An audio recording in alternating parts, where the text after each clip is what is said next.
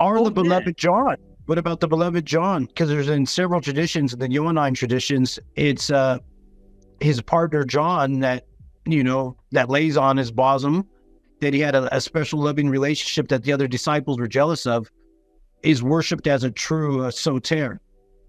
And then with other people, it's John the Baptist. Yeah, Mandeans. Yeah, they believe he's the true one. You know what's wild? I do a lot of reading about Mandeans in the modern times, and it's tough for them because they do this water baptism, and they're supposed to do it several times a day, where they have to go underwater and baptize, and they're supposed to go with rivers. But modern Mandeans in the modern time, so the bishop of their order put out a decree that, well, you could use tap water as long as it's running under the sink. So I think it's like 5 times a day Mandeans have to baptize, and just like Muslims will go do call of prayer, Mandeans will go to the bathroom and turn on the sink, and that's how they'll pray. They got to get that running water. Wow, I didn't know that. That's really fascinating, actually. Dion brought up something real. You know what I think about this though, because Heraclitus, I was just looking, and this is what I'm actually looking up right now. He writes that the world order, the cosmos, is the same of all. No god nor man did create, but it ever was and is, will always be, an ever-living fire, kindling in measures and being unquenched in measures. Talking about the universe. The universe is a combination of opposites, right? And that those opposites, everything's in a flux, and it's always going to be that way. Nothing ever will be. There are no Resolve. Yeah, and so the idea of water being the savior from what? From the universe? Like, you think, is this what the Gnostics are talking about with the demiurge and having the logos, and the logos is that principal part that's constant in all things? And like, I wonder, because these philosophers influence theology. They go back, and like, it seems like there's a duel happening over time from the ancient world till now, where you had these religions, and you had these priests, you have like the Hierophant of Eleusis, and they don't get along with the philosophers in Athens. They hate each other.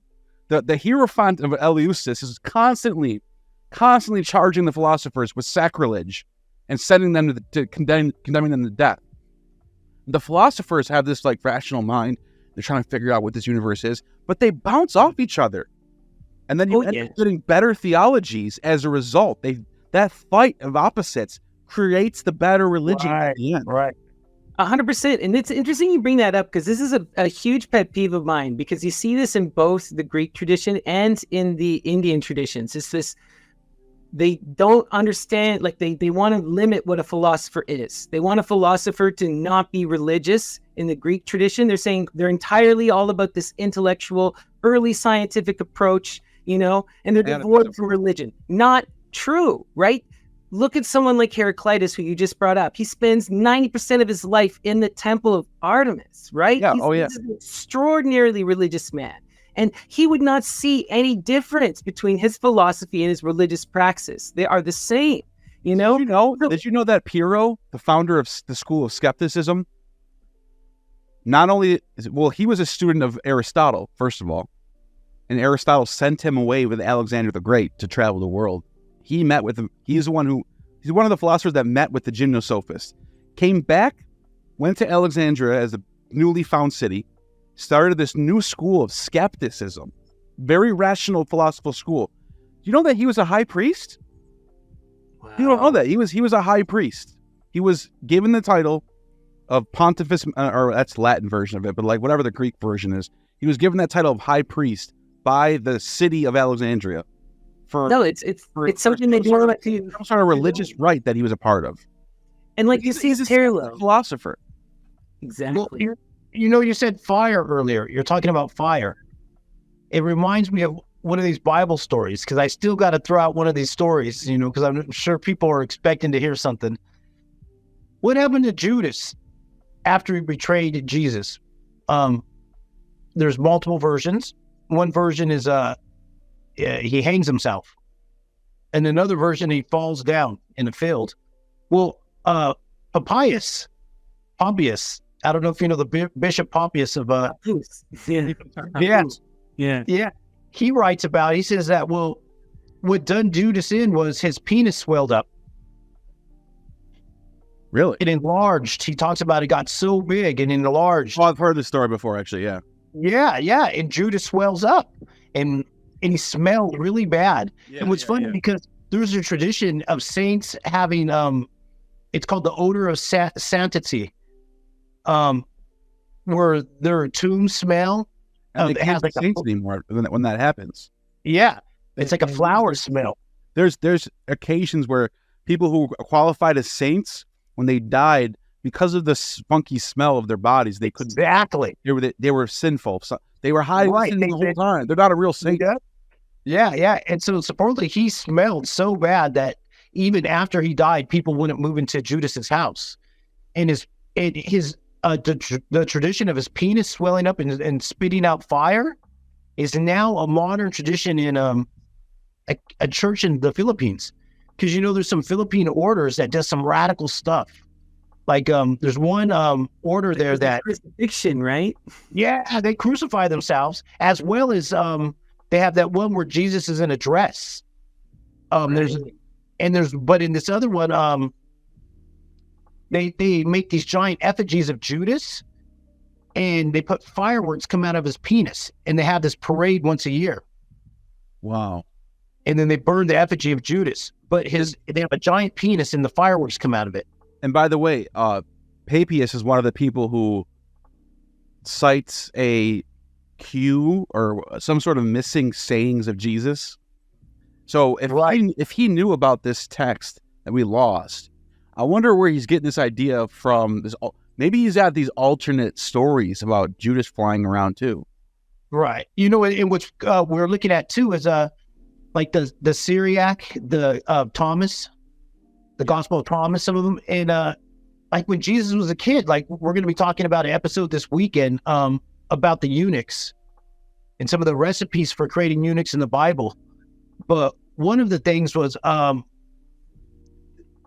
recipes they gave him was for 3 years to do a transition. And you've heard of Shadrach. You heard the term Shadrach from the Bible. Did you know Shadrach was a eunuch? No, I didn't know that. Didn't know that. Yeah, I didn't know he was an effeminate little eunuch. Wow. That was brought to the priest of the eunuchs as a little boy.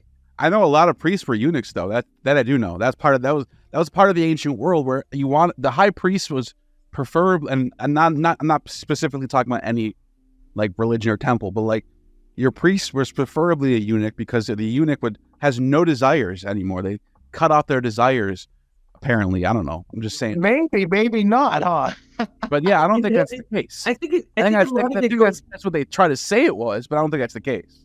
I think a lot of it goes back again to that idea of this divine kind of hermaphrodite character, right? You see this in a lot of the mysteries where people have to become bigendered. They have to transition across that. They have to move across that gender barrier, right? Yeah. To get the totality of the all, right? Yeah. Central part of the Dionysian mysteries is to experience that panic. You got to embrace everything, right? So and that includes both sides of the gender. So often you'll see these priests and priestesses who are non-binary, right? Yeah. Or who are trans. Like it's a very common thing cross-culturally. Right. Real quick, I just want to point something out. I want people to see this. This dude Pyrrho of Elis, extremely, extremely important for so many things, right? He was the student of Aristotle, right? He travels with Alexander the Great to India to meet with the gymnosophists. I already mentioned that, right? He finds a school of skepticism that basically says that you should suspend judgment. You should not have dogma on anything. Like dogma is bad.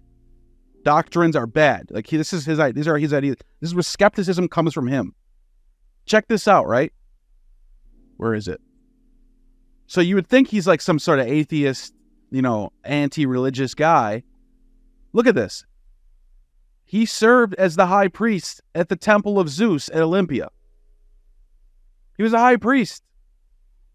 So like a lot of times, and this is actually, the reason why I'm bringing that up is because a lot of these deep theological ideas come from skepticism, where skepticism actually brings you a more mature idea of what God is.